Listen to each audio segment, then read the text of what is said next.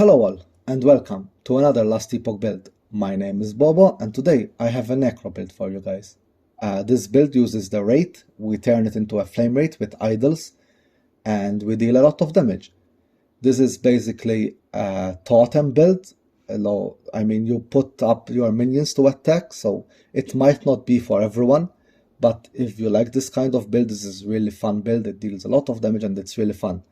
I feel like I need to tell you that this footage is not sped up. This is just me and my friend Galliard leveling up through the Monos, so it's just us in leveling here, but you get so much damage, it's incredible. Let's talk a bit about how the build works. Alright, so the way the build works, we're using Transplant for movement. We have our Rib Blood to gain some health and to buff our minions. We have Dreadshade, which is a very powerful minion buffer. We will be putting it on the Assemble Abomination, which will be stuck in place and not moving, and we will buff minions outside of the area of Dreadshade. Dreadshades also buff us, giving us armor and some cast speed. And then we just summon raids, we keep walking, summon another couple of raids and keep walking, and they will deal a lot of damage to whatever they target. This build requires a unique called Aberrant Call, which lets you summon more raids but decreases the health of all your minions by 6% per second, which is fine. The raids still won't really die quickly because they leech a lot of health, and your Assemble Abomination will be reduced to very low health, which will buff up Dreadshade. Until you get Aberrant Call, you can still use this build to level. Just level it as a normal fire necromancer with skeletons and skeleton mages. Also, this build requires 2 idols with % increased chance to get flame rate instead of the normal rate. And another good item to use is the amulet Logi's Hunger, which gives us physical resistance, necrotic resistance, and then it gives up to 3% base minion crit chance, which will give us a lot of crit, and we also get +2 to level of flame minion skills. For passive, I went into Acolyte. I changed a bit around. I tried different things, but this is the one I set on. Intelligence, necrotic resistance, attack speed, and vitality. And I went into Necromancer. I also, at some point, you want to get the 10 intellect and some mana regen. You do not need a lot of mana regen on the build, so the 10 points in Lich will help. Necromancer, I went 8 points in attack speed, some health and hunger when we use a potion, 3 points travel here for the 8 points in armor shred. This is gonna give us a lot of armor shred. We're gonna have at least 15 minions around, everyone shooting and reducing 2 stacks of armor. The most important thing in the Necromancer, use 25 points in this half. Rest of the points you want to spend up here.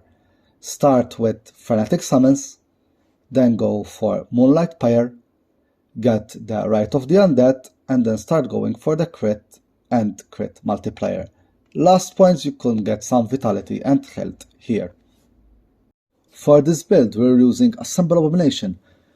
This will be our stay-at-home minion basically. We will leave him behind, buffing him with Dreadshade, and we will buff area outside of Dreadshade. The most important points for the Assemble Abomination are Imprisoned Horror, so he will stay in place, and Age of Undead. This will let our Abomination live forever. We won't be using skeleton mages or skeletons, so we will just summon it and he will not decay.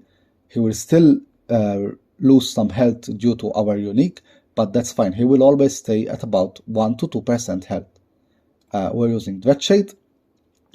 We need to use Flesh Harvest because our Abomination will be low health, and this will improve Dreadshade by 98-99%. And then we just go for attack speed, damage, buff ourselves. We take some health, and we get the buff to buff minion outside of our area. The most important points for the Dreadshade are buff outside the area and then start filling it up accordingly. we will also get a lot of damage from the plus necrotic damage. Flame rate, we will have way more than 20 points to put in flame rate. We get some from our amulet and we get some from our staff. This is the points that we actually need. The rest of the points fill necrotic hunger, Wraithbringer, and delay the end in that order. So first necrotic hunger, then Wraithbringer, then delay the end. As you're leveling, just go for the crit and crit multiplier. Here's the crit and crit multiplier. And when you have a lot of flame rates with the idols, get the Lotus of Death, which will make them stay stationary. Transplant, this is a defensive transplant. Get the haste, it's really helpful as you're running through the monoliths. We get the buff to help us defend ourselves, and I chose to get the fear, so I'm a little bit more defensive. My Frayed Garyard went for kill threshold, it's really your call. And finally, Reblood.